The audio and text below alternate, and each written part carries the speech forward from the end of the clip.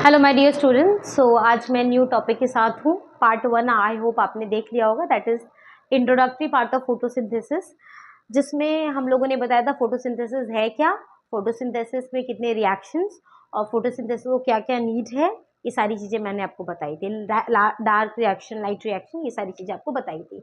वहाँ पे एक बार मैं फिर से क्लोरोप्लास्ट का स्ट्रक्चर बना के एक बार फिर से आपको बता देती हूँ, क्योंकि उसमें बहुत शॉर्ट में साइड में मैंने बना दिया था। ठीक है, तो यहाँ पे देखिए, अगर मैं ऐसे ये एग्जैक्ट तो नहीं कहूँगी, हाँ डिस्क शेप होता है। ठीक है, डिस्क शेप तो होता है वो, और ऐसे छोटे छोटे इसमें मैंने बताया था कॉइन के जैसे स्ट्रक्चर होते हैं, जिसको हमने नाम दिया ग्रैनम, सिंगुलर है, ग्रैना वर्ड है। ठीक है, और ऐसे है, और ये ऐसे कनेक्टेड रहते हैं। मैं एक सिंपल बना के आपको बता रही हूँ, क्योंकि मैं एक्सपेरिमेंटल जर्नी की तरफ जाना चाहती हूँ।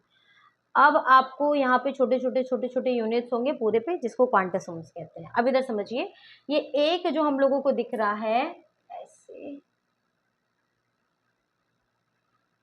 ठीक है, ये एक जो हम लोग को दिख रहा है वो है ग्रैनम, और ये पूरा इसका पाइल जो कॉइन के जैसा स्ट्रक्चर है उसका नाम है थाइलाकॉइड, और ये है स्ट्रोमा, और ये दोनों ही स्ट्रक्चर स्ट्रोमल लैमेली से जुड़े हुए हैं। स्ट्रोमल लैमेली, ये वही ग्रैनम है जहाँ पे लाइट रिएक्शन होता है, और ये वही स्ट्रोमा है जहाँ पे डार्क रिएक्शन होता है। और ये छोटे छोटे क्वांटासोम्स है, लाइट्स के पैकेट कह सकते हो, जो बेसिकली सोलर एनर्जी को एब्जॉर्ब करते हैं। और फोटोसिंथेसिस में भी दो सिस्टम है, आगे पढ़ोगे आप लोग, फोटो सिस्टम 1 और फोटो सिस्टम 2, ये दोनों ही मिलकर फोटोसिंथेसिस परफॉर्म कराते हैं। तो यहाँ पे ये फोटोसिंथेसिस को परफॉर्म कराने में हेल्प करेंगे। ठीक है, चलो now let's move to the experimental journey. Experimental journey में आप लोगों ने बायोलॉजी में एरिस्टोटल और थियोफ्रेस्टस का नाम तो सुना होगा, राइट। एरिस्टोटल और थियोफ्रेस्टस ने सबसे पहले ये बात कही थी उन्होंने, कि जो सॉइल है, ठीक है, सॉइल जो है वो प्लांट को ऑर्गेनिक इनऑर्गेनिक चीज़ें प्रोवाइड करता है, और वो प्लांट के ग्रोथ के लिए बहुत ज़्यादा इंपॉर्टेंट होते हैं। लेकिन एक टेक्निक है जिसका नाम है हाइड्रोपोनिक्स, 11th एनसीईआरटी में मेंशन्ड है। हाइड्रोपोनिक्स एक ऐसी टेक्निक है जिसमें वाटर में हमने सारे एसेंशियल न्यूट्रिएंट दे दिए, तो प्लांट की ग्रोथ तब भी होती है। लेकिन एरिस्टोटल और थियोफ्रेस्टस ने ये बात कही है कि soil provides the organic and inorganic substance to plant, जो प्लांट को ग्रोथ करने में हेल्प कर रही है। लेकिन मैं यहाँ पे कुछ एक्सपेरिमेंट्स लिख रही हूँ जो एनसीईआरटी में मेंशन्ड है। सबसे पहला है, ये एनसीईआरटी में ये नहीं है लेकिन आपको जानना जरूरी है, जिसका नाम है malls half leaf experiment. Malls half leaf experiment नाम से ही क्लियर है, यह आधी पत्ती का कुछ कहानी है इसमें। ठीक है, इसमें हम लोगों को चाहिए, देखो, लीफ चाहिए, KOH का सॉल्यूशन चाहिए, और बीकर तो चाहिए ही चाहिए। ठीक है, उन्होंने क्या किया था, he has taken one beaker, और उस बीकर में उन्होंने ये KOH सॉल्यूशन डाल दिया। यहाँ पे उन्होंने KOH सॉल्यूशन डाला। ठीक है, अब देखो बेटा, ये एक्सपेरिमेंट्स हम लोग पढ़ रहे हैं तो ध्यान से पढ़िएगा, क्योंकि ये कंटिन्यू होंगे आगे। और एक्सपेरिमेंट पढ़ना इंपॉर्टेंट है, क्योंकि हम लोग डायरेक्ट रिजल्ट पढ़ते हैं, लेकिन वो रिजल्ट हमारे पास डायरेक्ट ऐसे आता नहीं है ना। बहुत सारी चीज़ें गो ऑन होती है, तब जाके फाइनल हम लोग को पढ़ने को मिलता है। तो यहाँ पे उन्होंने एक लीफ लिया, एक लीफ लिया, और एक लीफ को आधी तरफ बाहर की तरफ रखा, आधी अंदर की तरफ रखा। ठीक है, बाहर वाला मस्त एनवायरनमेंट में एक्सपोज्ड है, और ये वाला अंदर KOH सॉल्यूशन में डिप है। KOH का खासियत ये होता है कि ये CO2 एब्जॉर्बर होता है, ये CO2 को एब्जॉर्ब कर लेता है। और आपको पता है कि अगर प्लांट के लिए CO2, जैसे हमारे लिए ऑक्सीजन जरूरी है, वैसे प्लांट के लिए CO2 जरूरी है। क्यों? क्योंकि वो उसकी मदद से क्या परफॉर्म करेगा, फोटोसिंथेसिस परफॉर्म करेगा। अब ये एनवायरनमेंट में एक्सपोज था, तो इसको CO2 मिला, और इस CO2 से उसने फोटोसिंथेसिस भी परफॉर्म किया। लेकिन ये जो हाफ वाला पार्ट था वो KOH के अंदर डिप था, तो वो CO2 सारे वहां से क्या हो गए, एब्जॉर्ब हो गए। जब सारे CO2 वहां से एब्जॉर्ब हो गए, तो हुआ क्या कि ये फोटोसिंथेसिस परफॉर्म नहीं कर पाया, राइट। अब इसको चेक करने के लिए एक स्टार्च का टेस्ट होता है। स्टार्च का टेस्ट जो होता है वो आयोडीन का टेस्ट होता है, और आयोडीन के टेस्ट में हम लोग आयोडीन का टेस्ट करते हैं, स्टार्च टेस्ट को आयोडीन से टेस्ट करते हैं बेसिकली। और अगर स्टार्च कहीं होगा तो ब्लैक ब्लू कलर देता है, और अगर नहीं होगा तो नहीं देगा। आपको पता है कि स्टार्च जब फोटोसिंथेसिस होगा तो प्लांट अपना खाना बनाएगा, और जो एक्सेस होगा वो अपना स्टोर करेगा, राइट। तो स्टार्च का टेस्ट वही शो करेगा जहाँ पे फोटोसिंथेसिस हुई है ना। तो यहाँ पे प्लांट क्या इतने आधी वाली ये वाला पार्ट जो था वो स्टार्च के प्रेजेंस को शो किया, वो स्टार्च के प्रेजेंस को शो किया, लेकिन ये स्टार्च टेस्ट में एकदम पास हो गया। क्यों? क्योंकि एनवायरनमेंट में एक्सपोज था, इसको सब कुछ मिला, CO2 वगैरह सब मिला, इसने फोटोसिंथेसिस की।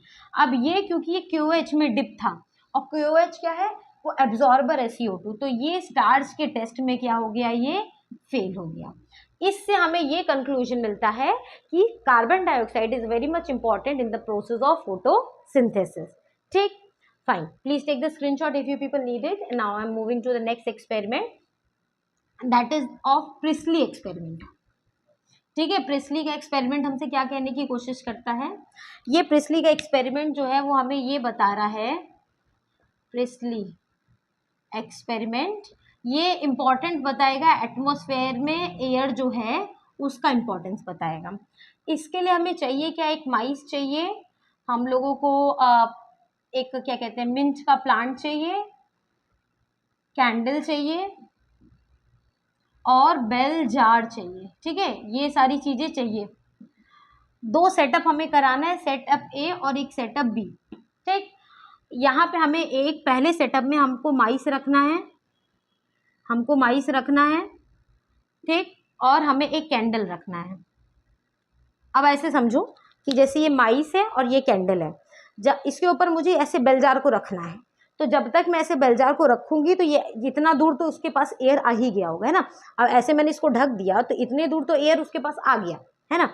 इसने हमें इसको इसे बेलजार से ऐसे ढक देना है, और ऐसे बेलजार से ढकना है कि कोई भी बाहर की चीज़ें ना अंदर की चीज़ें आर पार ना हो पाए। हमें देखने को मिलेगा कि कुछ समय बाद ये माइस भी डाई कर जाएगा और ये कैंडल भी बुझ जाएगी। होगा क्यों ऐसा? क्योंकि आप देख रहे हो कि ये जो माइस है वो रेस्पिरेशन किया होगा तो ये CO2 निकाल रहा है, ये भी बर्निंग में CO2 निकाल रहा है। अब CO2 हर जगह हो गया, लेकिन ऑक्सीजन का कहीं प्रेजेंस नहीं दिख रहा है। तो अल्टीमेटली ये जब तक जितना इसके पास एयर था उतने दूर में यूज़ किया, जिंदा रहा, लेकिन जब वो ख़त्म हो गया, वो यूज़ कर लिया, तो अब CO2 ही CO2 पूरा भर गया। तो अल्टीमेटली क्या हो गई, इसकी भी डेथ हो गई और इसकी भी डेथ, ये भी बुझ गया। उन्होंने दूसरे सेटअप में क्या किया, दूसरे सेटअप में उन्होंने ऐसे माइस लिया, ठीक है, सेम सेटअप था, बस एक चीज़ ऐड हो गई, मिंट प्लांट ऐड हो गया। ठीक है, मिंट प्लांट ऐड हो गया और बेलजार से उन्होंने ढक दिया। बड़े खुश हुए वो, क्योंकि ये भी जिंदा था, ये कैंडल भी जल रही थी और मिंट प्लांट भी एकदम मस्त हरा भरा था। क्यों ऐसा हुआ?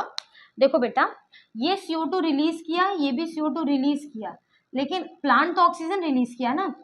एक्सचेंज ऑफ गैसेस हुई कि नहीं हुई? एक्सचेंज ऑफ गैसेस हुई यहाँ पे। तो इसको कार्बन डाइऑक्साइड प्लांट को चाहिए था, प्लांट को कार्बन डाइऑक्साइड मिला, प्लांट भी जिया, और माइस को और इसको बर्निंग के लिए ऑक्सीजन की जरूरत थी, इसको भी मिला और ये भी जिया।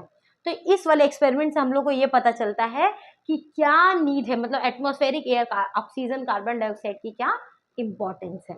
ठीक, fine, now let's move to the next experiment, जो कि हमारा है इंजन हॉर्स का एक्सपेरिमेंट है। ठीक है, engine horse experiment third experiment है, जो हम लोगों को क्या बता रहा है, that is third one, Jain engine horse का एक्सपेरिमेंट है।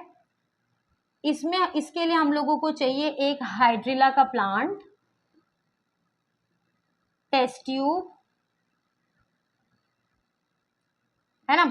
अब देखो, उन्होंने एक ऐसे टेस्ट ट्यूब लिया और एक ऐसे हाइड्रिला का प्लांट ले लिया, ठीक है, और ऐसे सनलाइट के सामने उसको एक्सपोज कर दिया। जाहिर सी बात है, ये प्लांट है, सनलाइट को पाएगा, वाटर में है ही ये, तो क्या कहते हैं कि फोटोसिंथेसिस परफॉर्म करेगा। ये फोटोसिंथेसिस परफॉर्म करेगा तो अपने में से ये छोटे छोटे ऑक्सीजन के इसमें से बबल्स देखने को मिले, और ये ऑक्सीजन बबल्स ये हमें ये बताने की कोशिश की है कि फोटोसिंथेसिस में ऑक्सीजन रिलीज होता है। ऑक्सीजन का डिस्कवरी शो किया हम लोगों को, और ये बताया कि फोटोसिंथेसिस होगी तो ऑक्सीजन का रिलीज होगा।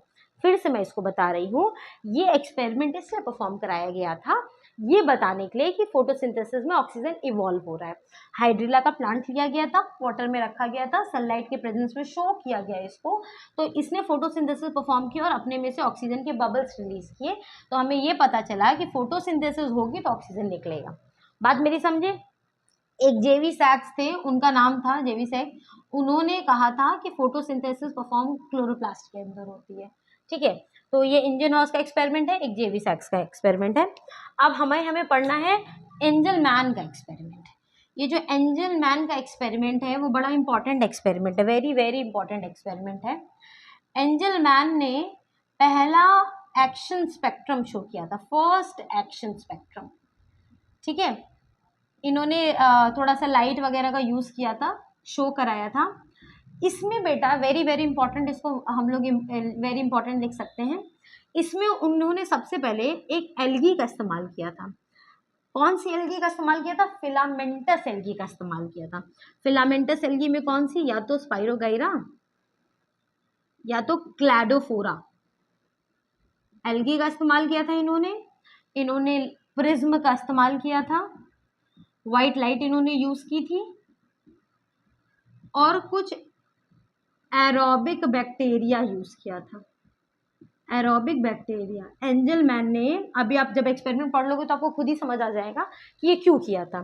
फर्स्ट एक्शन स्पेक्ट्रम इन्होंने परफॉर्म करवाया था, एल्गी लिया था, स्पाइरोगाइरा, क्लैडोफोरा, प्रिज्म का यूज किया था, व्हाइट लाइट का यूज किया था, एरोबिक बैक्टीरिया का यूज किया था। ठीक है, अब आप देखो सेटअप कुछ ऐसा था। उन्होंने एक ट्यूब लिया, इसमें ये एल्गी, फिलामेंटस एल्गी को डाल दिया।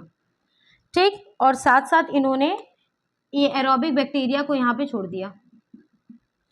ये एक ऐसी प्रिज्म ली, इस प्रिज्म से व्हाइट लाइट इन्होंने पास कराई, व्हाइट लाइट पास कराई।